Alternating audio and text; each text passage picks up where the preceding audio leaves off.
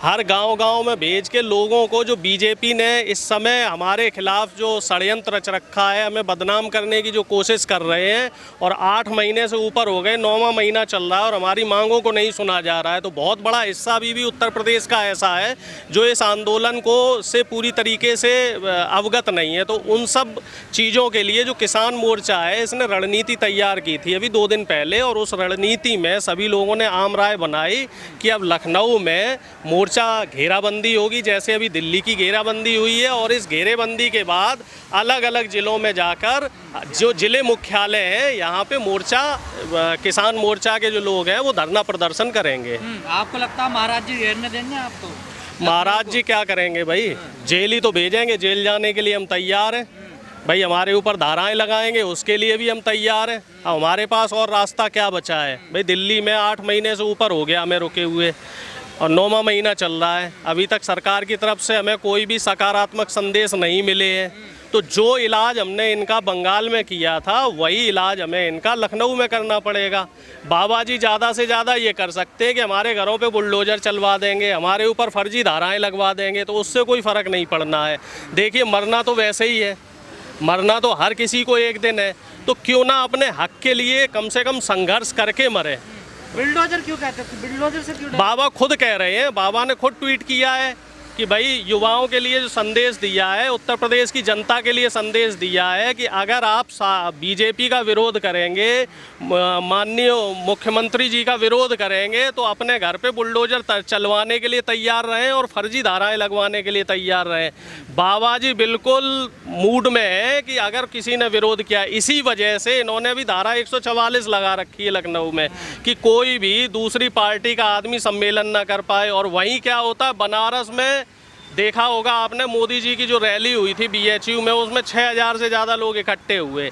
खुद तो ये सम्मेलन करवा सकते हैं, चाहे वहाँ 10,000 की भीड़ इकट्ठी करवा ले, चाहे 20,000 की करवा ले। जगन्नाथ में देखिए वो यात्रा निकलवाई इन्होंने, ठीक है। और जब सुप्रीम कोर्ट ने हस्तक्षेप किया है कि कोरोना की तीसरी लहर आ रही है और किसी भी तरह का कोई धार्मिक सम्मेलन नहीं होगा, सुप्रीम कोर्ट के हस्तक्षेप के बाद ये लोग वापस हुए। नहीं तो ये कांवड़ यात्रा में भी उत्तर प्रदेश की जनता की ज़िंदगी को ताक में रखने का पूरा इन्होंने इंतजाम कर दिया था। लखनऊ की घेराबंदी करके क्या डराना चाहते हो सरकार? डराना नहीं है, हम अपने हक की बात कर रहे हैं। हम इनको सत्ता से बाहर करेंगे, ये हमारी मांगे नहीं मान रहे हैं। जैसे कि योगी जी कह रहे थे कि MSP पे फसलों की खरीद होगी, लेकिन उत्तर प्रदेश में पूरे देश की सबसे कम MSP पे खरीद हुई है। 6 से 7% फसल ही MSP पे खरीदी गई है। तो बाबा जी को हम चेताना चाह रहे हैं कि अभी भी समय है, हमारी मांगों को मान लो। और हमारे जो वाजिब कानून है, अगर केंद्र सरकार नहीं लगा रही तो आप अपने राज्य में लगाओ। अगर आपको वोट चाहिए तो हमारी बात तो माननी पड़ेगी। 70% सरकार नहीं मानेगी तो घेरेबंदी तो चली रही है। जिस तरीके से बंगाल में घेरेबंदी की गई है, उसी तरीके से हम उत्तर प्रदेश में घेरेबंदी कर रहे हैं। 8 महीने से आप कर ही रहे हैं उसका। तो उसका आप परिणाम भी देख रहे हैं, धीरे धीरे लोगों को मालूम पड़ रहा है। बंगाल में क्या हुआ, सत्ता गई ना इनकी, अब इसी तरीके से उत्तर प्रदेश में भी होगा। उत्तर प्रदेश की जनता इनसे बिल्कुल नाराज है। आप जिला पंचायत चुनाव में देख लो, इनको 15 से 20% ही वोट मिला है। और इन्होंने शासन प्रशासन का जब दुरुपयोग किया और इन्होंने सत्ता का जब दुरुपयोग करके ही ये जिला पंचायत जो अध्यक्ष है उसमें ये बिल्कुल लोकतंत्र की हत्या करके ये पहुंचे हैं। 66 सीटें जो लाए हैं वो लोकतंत्र की हत्या करके लाए हैं। और बाबा जी ऐसा है ना, बाबा जी के बस का नहीं है शासन सत्ता चलाना, क्योंकि शासन सत्ता वही चला सकता है जिसको सांसारिक समझ हो, जिसको राजनीतिक समझ हो, और जिसको घर परिवार और 2 वक्त की रोटी कैसे आती है, परिवार का पालन पोषण आदमी कैसे करता है, इन सब चीज़ों की जब समझ होगी तभी वो कर सकते हैं। प्रधानमंत्री जी कह रहे हैं कि महाराज जी ने इतना अच्छा शासन किया भाई। देखिए, यही तो बीजेपी की खूबसूरती है। प्रधानमंत्री जी गृह मंत्री की तारीफ कर लेते हैं, गृह मंत्री जी प्रधानमंत्री की तारीफ कर लेते हैं, मुख्यमंत्री प्रधानमंत्री तारीफ करते हैं, प्रधानमंत्री मुख्यमंत्री की तारीफ करते हैं। ओलंपिक में मेडल जीत के लाई हैं, अभी एक हमारी मेडल सिल्वर मेडल आया है जो, तो उसमें प्रधानमंत्री की तारीफ कर रहे हैं। जितने भी मुख्यमंत्री हैं और जितने भी इनके जो कैबिनेट मिनिस्टर हैं, सब कह रहे हैं कि ओजस्वी प्रधानमंत्री मोदी जी के जो अथक प्रयासों से एक सिल्वर मेडल लाए। अब ये बताओ, मेहनत खिलाड़ी कर रहा है कि प्रधानमंत्री कर रहे हैं? अगर देश में कोई अच्छा काम होता है, देश में अगर कोई अच्छा काम होता है तो वो प्रधानमंत्री जी या मुख्यमंत्री जी कर रहे हैं। नंबर 1 कौन कह रहा है? नंबर वन दिल्ली में ही तो लगे हैं ना। दिल्ली में पोस्टर लग रहे हैं, इंडिया में सब जगह लग रहे हैं, वो उत्तर प्रदेश में नहीं लग रहे। ना उत्तर प्रदेश की जनता के सवालों के जवाब दिए जा रहे हैं। प्रचार करने को तो कहीं भी कर लो, GTV हो गए, ABP न्यूज़ हो गए, और जितने भी मेन स्ट्रीम मीडिया, ये सारे प्रचार कर रहे हैं, क्योंकि इनको फंडिंग हो रही है। भाई 11,000-12,000 के आसपास का इनका बजट है सिर्फ प्रचार का। जो ये सरकार है, ये प्रचारों की सरकार है और पूंजीपतियों द्वारा चलाई जा रही है।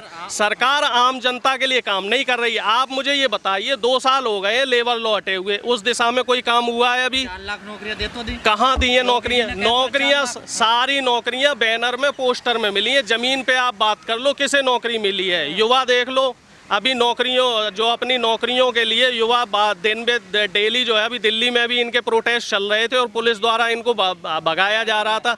और OBC का जो नीट में आरक्षण भी खत्म किया इन्होंने। तो सरकार क्या है, नौकरियां खत्म करने के, रोजगार, व्यापार, इनको खत्म करने के तरीके थे। रिजर्वेशन खत्म कर दो, तो नहीं, OBC नहीं कह रहे हैं, ये सरकार कह रही है। पूरे OBC कर रहे थे, OBC नहीं विरोध कर रहे थे, BJP विरोध कर रही थी मंडल कमीशन का। जो भी देश में जनता के हित के लिए जो भी कानून लाए गए हैं, आम आदमी के लिए जो कानून लाए गए, पिछड़ों के लिए जो कानून लाए गए, उसका विरोध सिर्फ और सिर्फ RSS ने किया है। 60 के दशक में जब दलित आरक्षण लगा था, तब भी उसका विरोध कौन कर रहे थे? RSS के लोग। 90 के दशक में मंडल कमीशन लगा तो उसका विरोध किसने किया? RSS के लोगों ने। फिर उसके बाद अभी हरिजन एक्ट को हटाने की मांग कौन कर रहा था? RSS के लोग कर रहे थे। तो RSS के लोगों की आप मंशा समझिए। इनका शुरू से ये काम रहा है। ये मनवादी विचारधारा के, ये मनवादी विचारधारा के लोग हैं जो साम्राज्यवाद को मांगते हैं, पूंजीपति व्यवस्था को मानते हैं। OBC के लोग नहीं है, कुछ सवर्ण जातियों के, कुछ प्रधानमंत्री पिछड़े नहीं, प्रधानमंत्री जनरल के थे। और 2004 में जब BJP की सरकार थी तो उस पर्टिकुलर कास्ट को OBC में लाया गया है जनरल से, प्रधानमंत्री जनरल के। और पूरी तरीके से पूंजीपतियों के हाथ में ये सरकार बैठी हुई, प्रधानमंत्री जी पूंजीपतियों के हिसाब से चल रहे हैं। और पूरा जो BJP और RSS का सिस्टम है, ये पूंजीपतियों के हिसाब से ही चल रहा है। ना तो यहाँ गरीब की सुनवाई हो रही है, ना आम आदमी की सुनवाई हो रही है। आप मुझे ये बताइए, बढ़ती हुई महंगाई के लिए BJP क्या कर रही है? उससे किसे फायदा हो रहा है? आम आदमी को फायदा हो रहा है? नहीं हो रहा है। उससे फायदा हो रहा है पूंजीपति को। भ्रष्टाचार जो बढ़ रहा है, भ्रष्टाचार के बढ़ने से किसे फायदा हो रहा है? इनकम किसकी बढ़ रही है? आम आदमी की इनकम नहीं बढ़ रही है। आप अगर प्रति व्यक्ति आय का आंकड़ा निकालें, 2014 से पहले जो प्रति व्यक्ति आय थी वो 127 रुपये थी, और इस समय जो प्रति व्यक्ति आय है वो 63 रुपये है। तो आप बताइए किसे फायदा हो रहा है? फायदा हो रहा है बड़े बड़े पूंजीपतियों को।